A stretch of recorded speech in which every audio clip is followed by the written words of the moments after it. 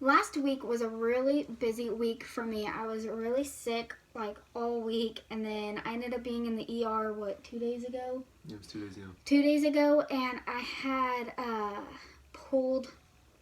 Damaged a ligament. Yeah, ligament damage in my stomach. Thank you. You're welcome. Ligament damage in my stomach from just lifting too much weight. So they put me on a 10-pound weight limit, which has been really sucky because I can't technically pick my kid up, but I do it anyway. It's fine.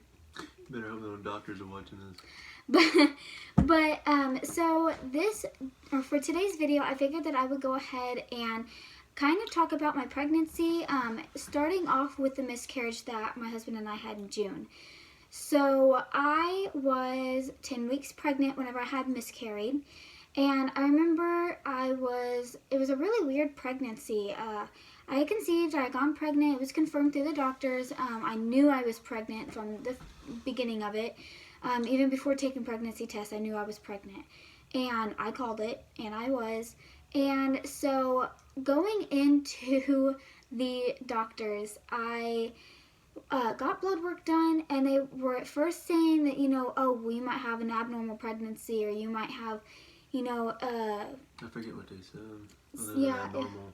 There was a fallopian tube pregnancy. That's what it was. And I was like, oh my God, like, what?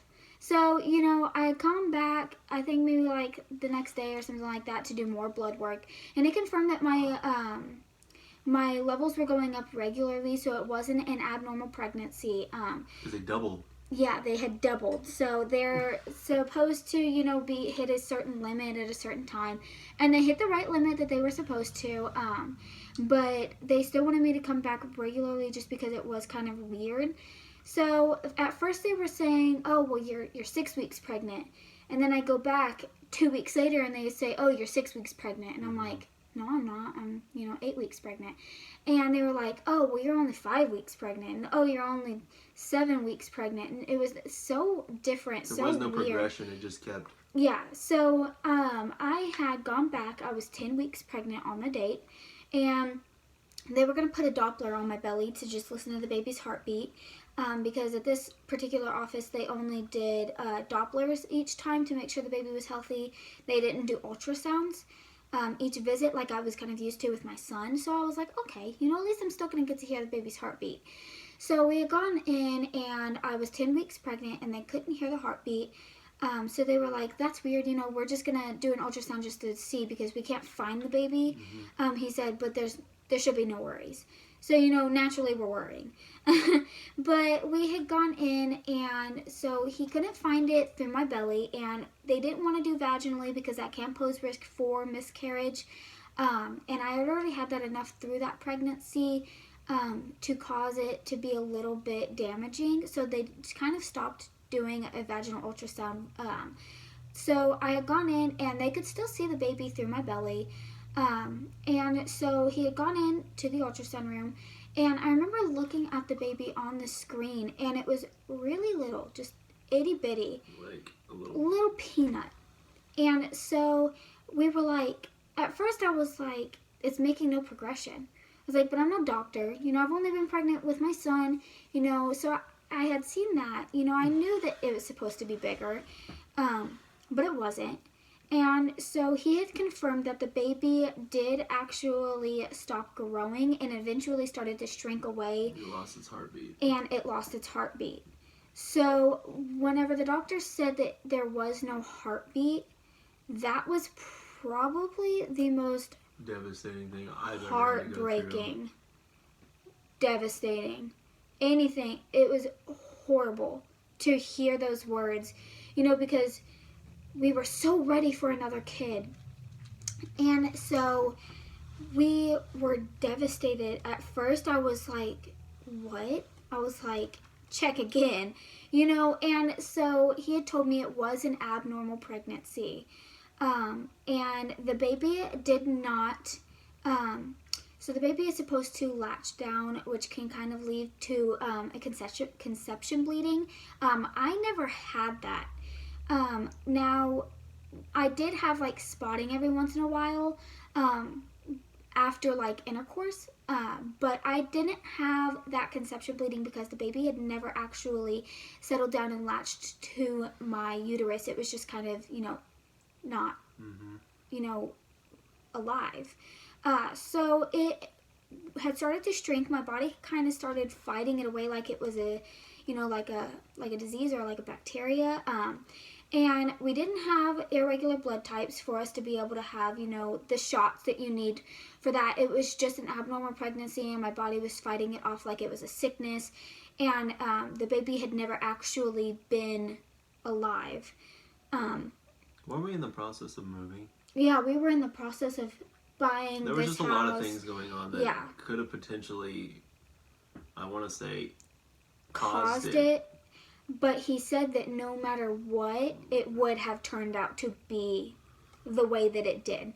So I still don't believe that.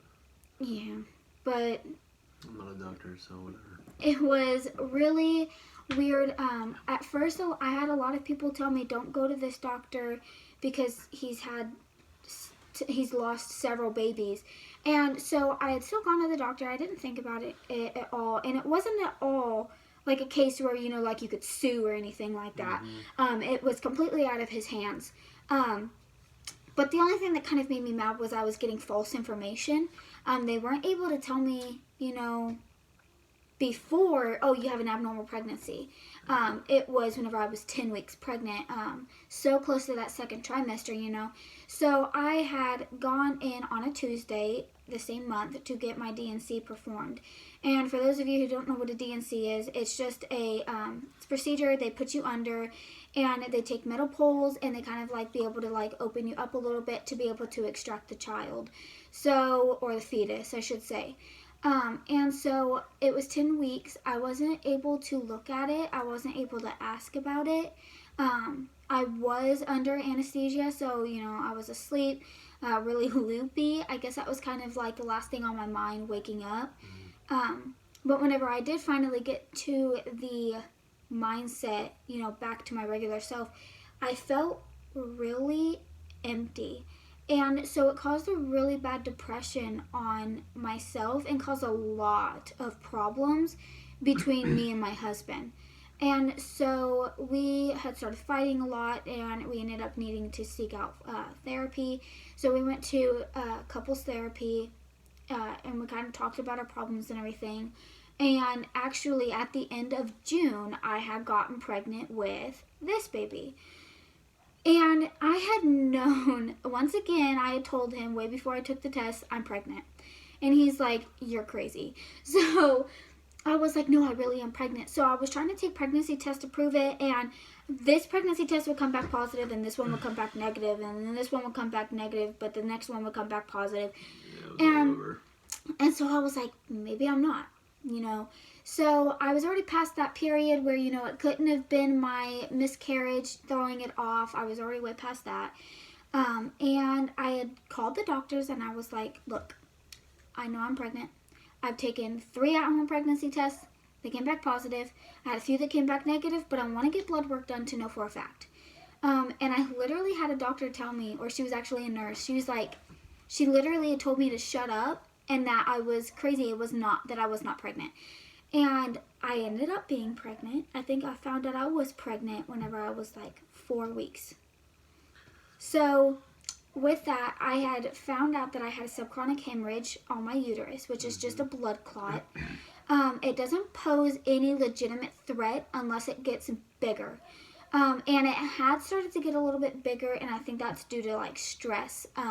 And so they had put me on pelvic rest, a weight limit of 10 pounds, And so then I had all that done, but I had outgrown the blood clot. It had gone away completely. So everything was going really good, and I reached past my second trimester. Baby's getting super healthy, and I'm 20 weeks pregnant today. And so today's Monday. Oh, tomorrow. I'm 20 weeks pregnant tomorrow. So I will be having an appointment Friday to confirm that I'm having a boy. But we already know. Yeah, we already know that we're having a boy. It was It was already pretty obvious that we were having a boy. You could see the testicles. But the nurse couldn't technically say, yeah, you're having a boy, because it wasn't my legitimate appointment for that. Plus, it's not really her job to say that, right? Yeah. I don't think. But I had been monitored to make sure that my blood clot was gone. But I did started feeling really bad cramping. And so that's why I was like, oh my God, I hope I'm not, miscarrying. Because there's always been issues with every single pregnancy that she's had since we've been trying. And first the blood clot, and then the miscarriage, and then the blood clot, and then the damaged ligament.